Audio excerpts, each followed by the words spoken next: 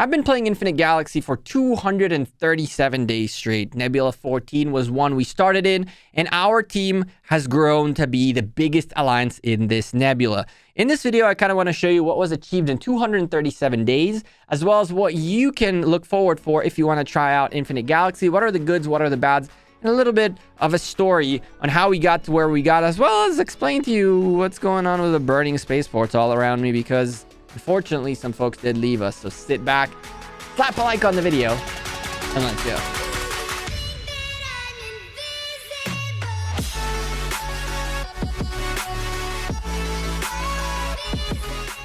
Hey there, YouTube. Welcome back to Gekko Gaming. This video is brought to you by the makers of Infinite Galaxy, and we also, for the record, have the Galactic Gekko channel linked in the description down below. If you want to support the channel a little bit more, help me out through my journey making content. These guys make it all possible. Appreciate if you guys go there, give a sub to that channel. Maybe you'll enjoy the content or the game.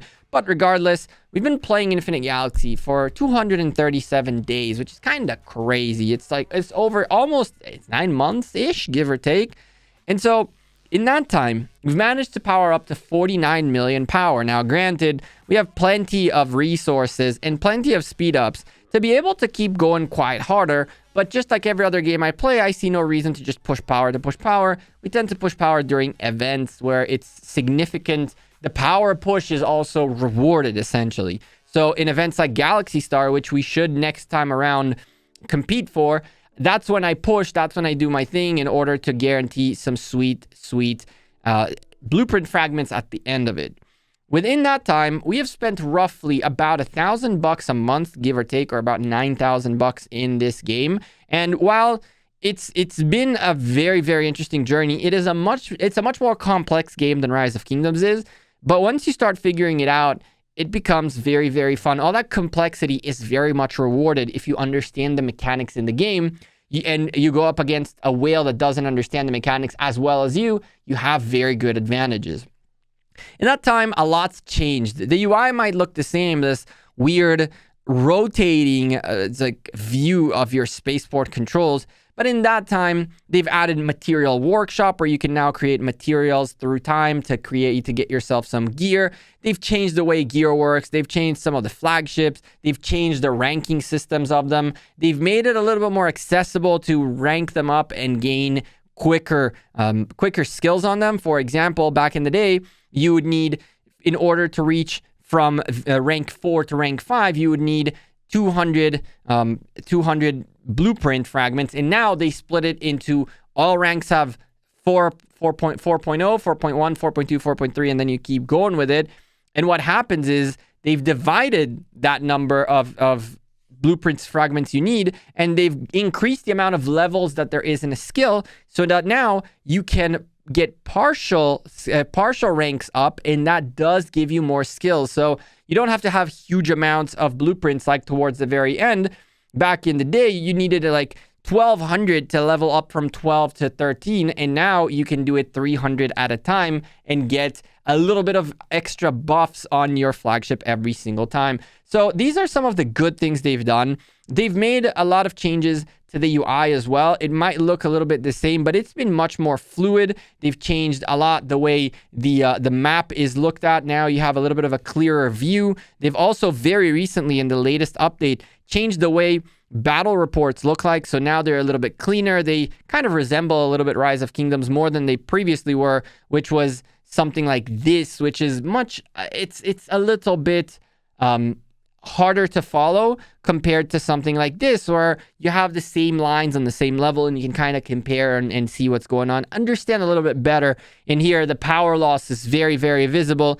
And here it was a little bit of a, you can clearly see the big number, but it's a little bit it's not necessarily the best looking reports, let's put it this way. So they have made these changes that are positive changes. They've added events. They've added the Galaxy Summit event, which is an Alliance versus Alliance event where you can challenge each other. You can see Rainbow Stargate have challenged us, and we've challenged them on the next few days. Well, tomorrow we will have our first attack on them, and then we'll defend against them a few days later. So this is going to be an interesting one. We might even end up streaming this. We'll see what ends up happening with this.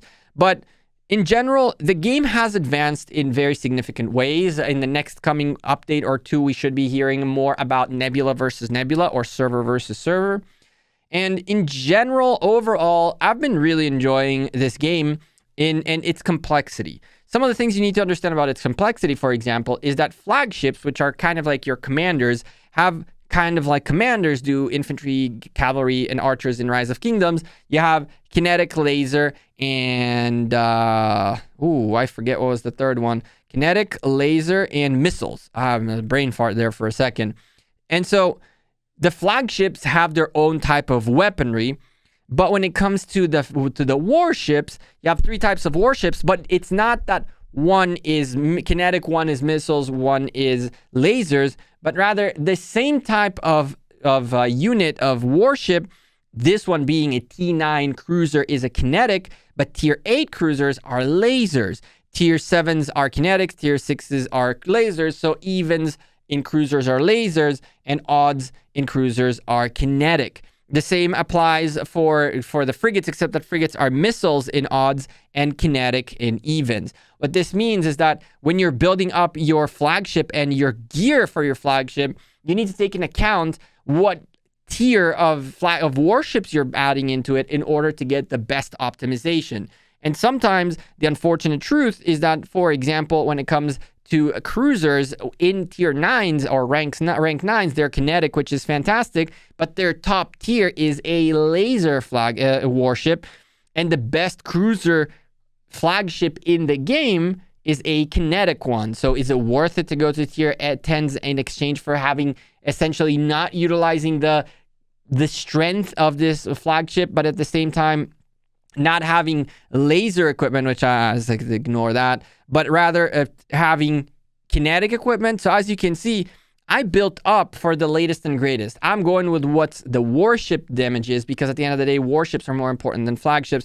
But these are the little things that you need to understand. Crew formations are extremely important, and they're things that even I am very, very bad at. You get a ton of buffs from it if you set it up correctly and you level up your correct crewmen, and I definitely have not figured that one out just yet. There's a lot in this game that is good. A few things that are bad about this game, unfortunately, is that first and foremost, it did get a little bit more pay to win when they changed the Wheel of Fortune, or the Syracuse Lucky Wheel, from being one that you can use Corium to spin it, to having now to buy bundles which give you spin credits. And you gain Corium in the process. So as you can see, I'm back up to 300k Corium, and I don't know what to do with them anymore, because I used to use my Corium to spin the wheel. But now, what on earth do we need Corium for? So we've been training flagships and doing whatever we need to do. This is essentially my little piggy bank for when I want to push Galaxy Star and I run out of speed ups at this point. And so that's one negative. It is a little bit shifting towards more pay to win. The Cyclops, which is one of the best flagships in the game, is indeed a flagship that you must buy. You can unlock it if you spend on it, and then you can try to upgrade it with the gold credits that you get while playing the game. You can see it's available right there. But those are fairly scarce. You can see I have a ton of them, and that's from almost like 9 months. I did use a little bit of these, but not too many.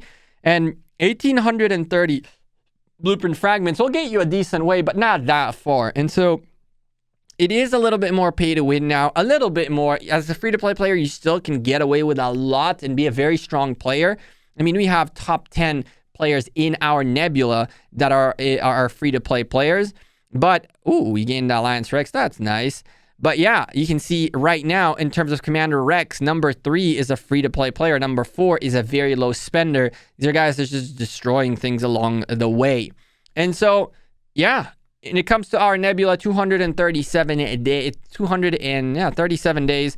We have 2 alliances over 3 billion power, and we have a little bit more coming up. And so, overall, if I were to say, would I start playing Infinite Galaxy now? The answer is yes, but things did change a little bit since we began playing this game.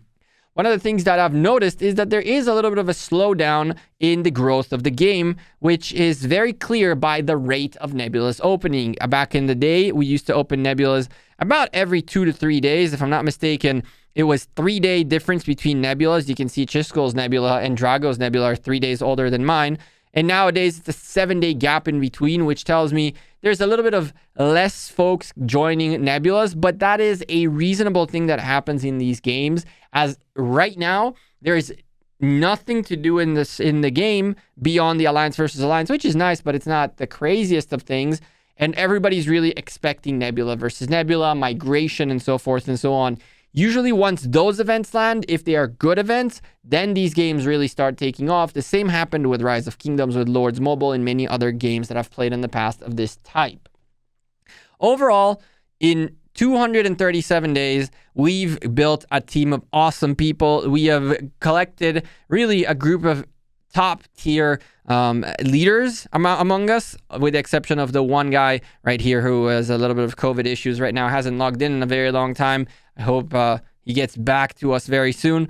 But we really have a good group of people that are a mix between Rise of Kingdoms folks and non-Rise of Kingdoms folks running the show in here, between diplomatic arrangements to make sure our middle is secured and is divided among the 4 powerhouses, and there is order in this nebula, to much, much more that we have been working and building in this game for the past few months. And so, with that being said, I would tell you that if you are on the fence about whether this game is worth it or not, to give it a shot. But if you want to hold off until you see Nebula versus Nebula, you'll see it in this channel as well as in Galactic Gekko, link down below. And then you can figure out whether the war mechanics and the game spending time, the time spending on the game, is worth it.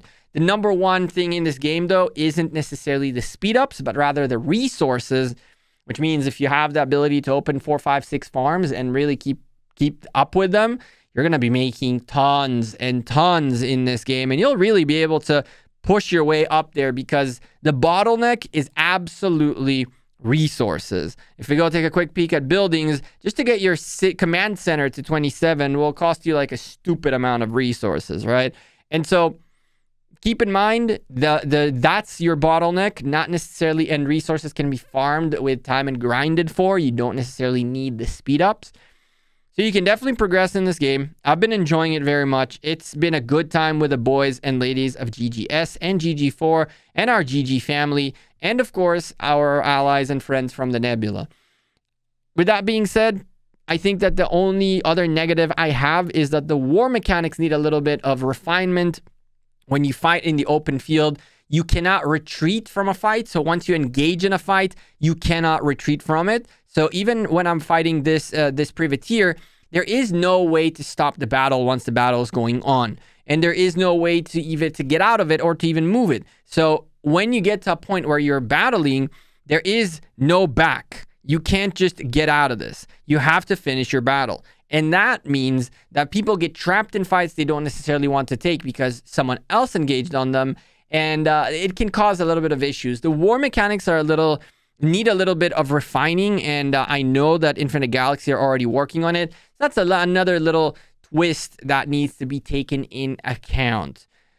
Overall, though, I cannot say that I wouldn't recommend this game, because the only thing that I can say that was bad, that was changed, was really the fact that the wheel became more pay to win. Other than that, the changes they've been making have been consistently fair. And with every single update that they nerf something or change something or do something significant, they always compensate you back the things that they changed. So if, for example, when you they adjusted the levels of, this is a great example. We've adjusted the number of materials needed to manufacture an upgrade before level 6. And since I have over level 6s, they compensated back to me all the materials that I used up to level 6 for all my gear. Unlike other games where like, yeah, we nerfed the past and now you spent on it. That's a shame. The people in the future will definitely not spend on it, though. These guys have been extremely fair with giving items back, with making sure things are fair. And that's one of their strengths in this game. Have you tried Infinite Galaxy? Are you playing it? Let me know in the comments down below if you're enjoying it. If you're not, what your experience was with it. And what's stopping you from trying it if you haven't yet? I'm Gekko. I'm out of here. I'll see you guys in tonight's stream. We got a lot to do. Take care and have a good one. Peace. Rise of Kingdom stream, by the way. See ya. Bye.